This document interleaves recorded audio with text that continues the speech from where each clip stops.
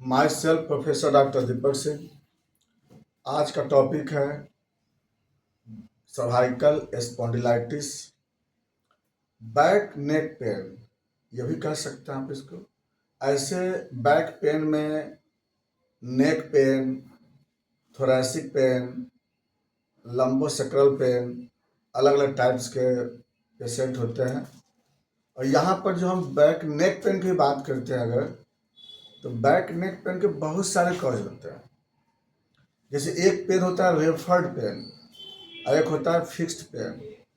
Referred pain जो गर्दन में होता है ना, नेक में जो आता है रेफर्ड पेन, वो जैसे ज़्यादातर कार्डियक पेन या गॉल ब्लैडर का डिजॉर्डर का पेन भी नेक पर रेफर होकर आता है। तो वो तो अलग चीज़ हो गया ना, रेफर्ड पेन बोलते हैं उसका हम लोग। एक होता है फिक्स्ड पेन। फिक्स्ड पेन का मतलब जो सर्वाइकल रीजन है वर्टिब्रा का, वहाँ पर कुछ वहाँ का लोकल कॉज मिलते हैं। जैसे अभी जो हम पढ़ रहे हैं सर्वाइकल स्पॉन्डिलाइटिस, मतलब इन्फ्लामेशन इन वर्टिब्रल कॉलम, वर्टिब्रल स्पेस। और दूसरा है स्पॉन्डिलोसिस, मतलब उसके वर्टिब्रा के बीच का स्पेस रिड्यूस हो जाना। तीसरा होता है ऑस्टियोफाइट, वर्टिब्रा में छोटे छोटे बड फॉर्मेशन हो जाते हैं। अगला होता है स्पॉन्डाइलोलाइसिस, वर्टिब्रा के बोन टूट जाते हैं। स्पॉन्डाइलोलिस्थेसिस, वर्टिब्रा का जो बोन होता है वह आपका जो एक्सिस है इधर उधर मतलब डिस्प्लेस हो जाते हैं। एक होता है एनकाइलोजिंग।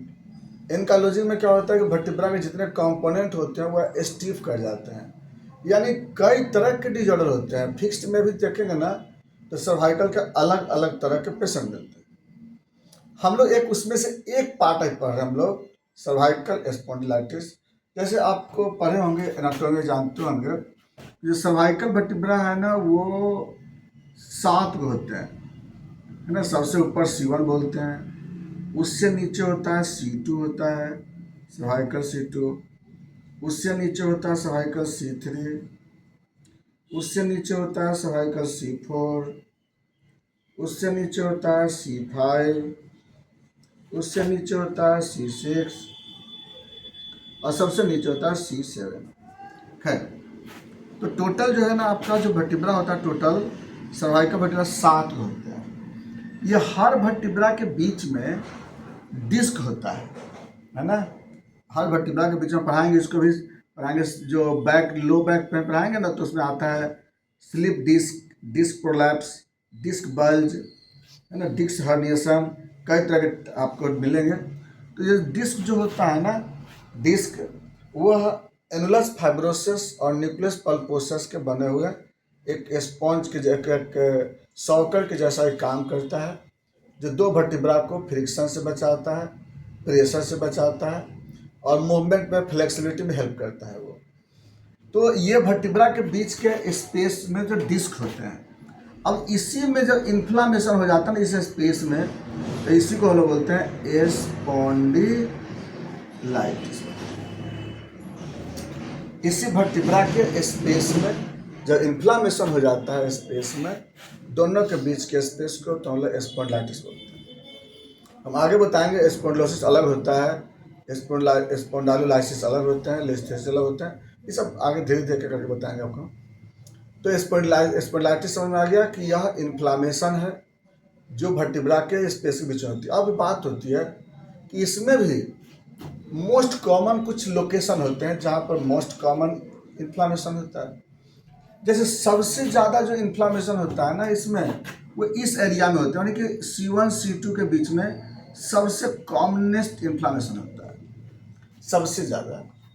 उसके बाद होता है आपको यहाँ पर C7 जहाँ होता है ना लास्ट में, C7 और T1 जो कि नीचे लिखा होगा तो आपको नहीं दिखाई दे रहा होगा, सबसे लास्ट में होता है C7 और T1 के बीच में। T1 का मतलब हो गया थोरैसिक वर्टिब्रा, या D1 बोल सकते हैं, डॉर्सल उसको बोलते हैं। तो ये जो आपका कॉमन लोकेशन होता है, ऐसे देखिए, ऐसे तो इन्फ्लामेशन किसी में भी हो सकता है। आपको C2 C3 में भी हो सकते हैं, C3 C4 में भी हो सकते हैं, C4 C5 हो सकते हैं, यानी होने को कहीं भी हो सकता है, कुछ कॉमन लोकेशन होती है। अब कहिए क्यों होता है इन्फ्लामेशन? इन्फ्लामेशन का रीजन क्या? देखिए, सबसे पहला इसमें इन्फ्लामेशन, अगर कोई मिस हैबिट वर्क करते हैं, गर्दन का बहुत गलत पोस्चर में ज़्यादा वर्क करते हैं, ज़्यादा लंबे समय तक गर्दन झुका के काम करते हैं, या गर्दन को ज़्यादा एक्सपोज करके एलिवेट करके वर्क करते हैं, गर्दन को टेढ़ा करके काम करते हैं। जैसे बहुत लोग होता है ना, मोबाइल फ़ोन से बात करते हैं तो गर्दन यहाँ से जो शोल्डर के ऊपर से यहाँ से लेके और इस तरह से लोग बात करते हैं मोबाइल को ये प्रेस करके, तो इसमें तो गर्दन टेढ़ा होगी। कुछ लोग मोबाइल को बहुत नज़दीक से नीचे करके मोबाइल को देखते हैं, कंप्यूटर वर्क लंबे समय तक करते हैं सपोज दैट, उसमें भी होता है।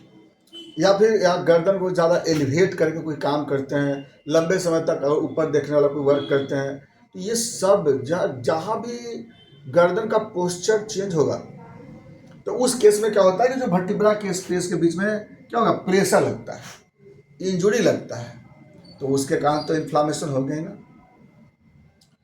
सोते समय जो हम पिलो यूज करते हैं, वह पिलो का जो साइज है वह गलत हो जाती है, या फिर या तो पिलो लगाते नहीं है बहुत लोग, और लगाते हैं तो बहुत बड़ा ऊंचा लगाते हैं।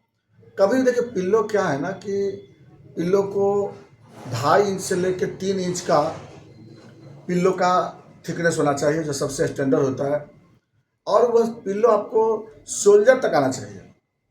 सोते समय पिल्लो जो आप यूज करते हैं तो वह जो 2.5 से 3 इंच के लगभग होना चाहिए, थोड़ा हार्ड होना चाहिए, है ना, थोड़ा सा हार्ड होना चाहिए और शोल्डर तक आना चाहिए। अगर ऐसा पिल्लो यूज करते हैं तो कभी सर्वाइकल होने की चांस नहीं होती है। दूसरी चीज़ें, जब हम सो के उठते हैं तो गर्दन को थोड़ा सा रिजिड करके उठना चाहिए, तो उससे क्या होता है कि इसमें भी आपको सर्वाइकल होने की चांस कम होती है। सॉरी, तो वही बोल रहे थे कि जो यहाँ पर जो स्पॉन्डिलाइटिस के यहाँ पर जहाँ सोते समय अब हमारे पिल्लो बहुत ऊंचा यूज कर लेते हैं, बहुत ज़्यादा, बहुत लोग की आदत होती है, तो इसमें भी आपका क्या होता है ना कि वर्टिब्रा के बीच में प्रेशर लगता है, वहाँ इंजुरी होगी और वहाँ पे भी आपको इन्फ्लामेशन होता है। तो स्पॉन्डिलाइटिस के ये भी कारण बनते हैं। और प्लस अब ये तो पोस्चर के बारे में बात हो गई, पोस्चर मिस पोस्चर के कारण, और फिर बाकी कभी इंजुरी हो गया, उस सब के कारण भी यहाँ पर स्पॉन्डिलाइटिस होते हैं। सिम्टम क्या मिलेगा स्पॉन्डिलाइटिस का? क्योंकि चूंकि अगर स्पॉन्डिलाइटिस इस लेवल पे होगा, ऊपर के लेवल पे होगा बाय द वे, तो क्या होगा, वर्टिगो होगा, चक्कर, क्योंकि इस लेवल पे होता है तब तो C1 C2 C3 के बीच में होने पे वर्टिगो होता है, हेडेक भी होता है। उसके बाद लोकल में पेन, जो सर्वाइकल रीजन है वहाँ पे दर्द होगा, पीछे बैक की तरफ पेन होते रहेंगे आपको। और ये जो पेन है, अगर मान लीजिए अगर उसी लोअर लेवल पे अगर होता है ना, तो इसका जो पेन होता है यहाँ पे, तो बैक में आपको नेक में दर्द होगा ही, स्टिफनेस भी आता है पेन के साथ साथ, और इसका दर्द शोल्डर की तरफ मूव करता है, बाह की तरफ, यानी हैंड में मूव करेंगे। कभी कभी आपको ये hand arm, four arm, finger तक कभी कभी चले जाते हैं। तो देखिए, है तो सर्वाइकल का प्रॉब्लम, लेकिन सिम्टम कहाँ, हेड का भी आ जाता है और हैंड का भी आ जाता है। तो चूंकि जैसे जैसे नर्व क्रॉस करता है ना वहाँ से, तो उसका तो सिम्टम वहाँ पे आएगा ही। तो ये जो है ना आपको सिम्टम मिलते हैं, पेन का सिम्टम, हेड का भी सिम्टम, और आपको यहाँ पे जो है आर्म का सिम्टम, ये सारे सिम्टम मिलते हैं आपको। अब जो आपको इसमें परेशानी होती रहती है बार बार, आप क्या करते हैं अब इसमें? अच्छा, इसका कॉम्प्लिकेशन क्या होगा अगर बाद इसके इलाज नहीं करेंगे सही ढंग से, तो ये इसका क्या होगा, इसके बीच में स्पेस रिड्यूस कर सकते हैं, जो आगे चल के क्या डेवलप कर देगा, स्पॉन्डिलोसिस, है ना। पहले तो स्पॉन्डिलाइटिस था, बाद में स्पॉन्डिलोसिस हो सकता है ना। तो इसलिए क्या है ना कि इसकी ट्रीटमेंट अच्छे ढंग से करानी चाहिए। और दूसरी बात है कि परेशानी तो लगातार होता रहेगा ना पेशेंट को, बार वर्टिगो होते रहेंगे, हेडेक होते रहेंगे, हैंड से वर्क नहीं हो पाएंगे, तो फिजिकल एक्टिविटी भी तो पेशेंट का गड़बड़ होगा। ये तो अपने आप में फिजिकल एक्टिविटी चेंज होना सिम्टम तो है ही, लेकिन तो अपने आप में वो कॉम्प्लिकेशन ना बोलेंगे। चलिए, इन्वेस्टिगेशन, सर्वाइकल स्पॉन्डिलाइटिस से क्या जांच कराएंगे? अच्छा, कंफर्म भी तो करना है ना कि सर्वाइकल स्पॉन्डिलाइटिस ही है। तो देखिए, तो होता क्या है, सबसे पहला काम करते हैं लोग एक्सरे। क्या करते हैं एक्सरे में, क्या लिखते हैं लोग, सर्वाइकल एक्सरे, AP व्यू या x-ray of cervical, x-ray of cervical spine AP and lateral, ऐसे लिखते हैं। X-ray of cervical spine AP and lateral. अब इसमें लिखते हैं तो यहाँ पर रिपोर्ट में आपको आ जाता है स्पॉन्डिलाइटिस लिखा रहेगा। और नहीं तो अगर आप अगर एक्सरे प्लेट देखेंगे ना तो उसे क्या देखेंगे कि जो वर्टिब्रा का जो शैडो होता है वो तो आपको ओपेक होते हैं, वाइट शैडो होते हैं, और बीच का जो स्पेस जो होता है ना वो ब्लैकिश होता है ना। नॉर्मल में क्या होता है ना कि जो हम बोले ना जैसे वर्टिब्रा का जो शैडो मिलेगा एक्सरे प्लेट पे ये कंप्लीट वाइट मिलते हैं, ट्रांस ओपेक होते हैं। और इसी के बाद जो स्पेस होगा ना यहाँ पे वो स्पेस कैसे होते हैं, ये तो वर्टिब्रा ये तो ओपेक हो गया, ये स्पेस जो होगा ना आपको ब्लैकिश होते हैं। लेकिन स्पॉन्डिलाइटिस में क्या होगा, ये आपको यहाँ पे ट्रांसलूसेंट होते हैं। ब्लैक नहीं मिलेगा, ब्लैक को तो ट्रांसपेरेंट बोलेंगे ना, वहाँ पे यहाँ पे ट्रांसलूसेंट मिलेगा, यानी कि वहाँ पर थोड़ा सा उजलापन जैसा मिलेगा आपको, एक्सरे प्लेट पे दिखाई देगा आपको, ये मिलेगा आपको एक्सरे प्लेट पे। और इससे ज़्यादा कंफर्म करने के लिए हम क्या करेंगे, MRI ऑफ सर्वाइकल स्पाइन। हालांकि आज MRI में लोग आजकल लोग क्या करते हैं कि अपर स्पाइन कराते हैं और नहीं तो होल स्पाइन करा लेते हैं, कोई दिक्कत नहीं। तो MRI आप सर्वाइकल स्पाइन भी करा सकते हैं, अपर स्पाइन भी करा सकते हैं, या लोअर स्पाइन भी करा सकते हैं। अब वहाँ पे तो कंफर्म कर देगा आपको, स्पॉन्डिलाइटिस तो कंफर्म हो गया। अब रही बात ट्रीटमेंट, इसके ट्रीटमेंट के लिए क्या करना चाहिए। देखिए स्पॉन्डिलाइटिस के ट्रीटमेंट के लिए सबसे पहला काम है पोस्चर वर्क जो भी आप करते हैं उसको पहले आपको अबनॉर्मल पोस्चर वर्क को रोकना होगा।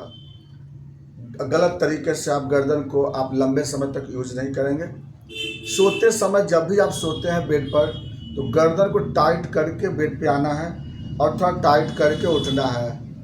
गर्दन को ढीला करके नहीं उठना है, थोड़ा टाइट करके। उसका जब पिल्लो यूज करते हैं तो 2.5 से 3 इंच का पिल्लो यूज रहना चाहिए, थोड़ा उसमें हार्डन नहीं होना चाहिए पिल्लो में।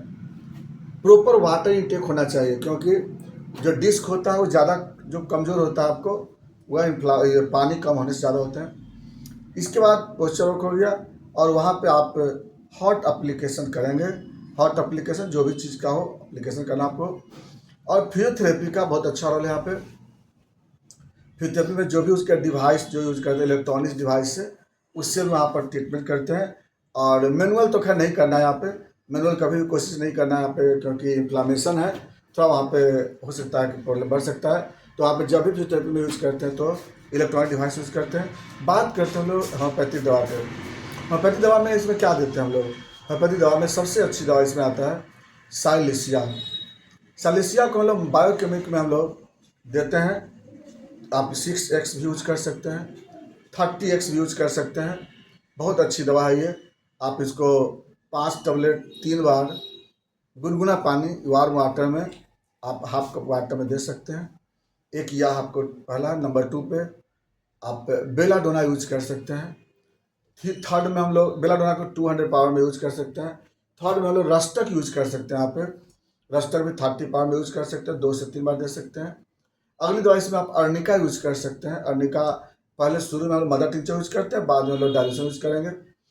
और इसके बाद हम लोग इसमें फिर जरूरत पड़े तो हाइपेरिकम भी यूज कर सकते हैं। लेकिन देखिए तो डिपेंड करता है केस पर, बहुत सारे अलग अलग केस होते हैं। हम लोग देखिए इसमें दवा जो देते हैं ना पहले लेवल पे देखते हैं किस लेवल पे वह स्पॉन्डिलाइटिस है।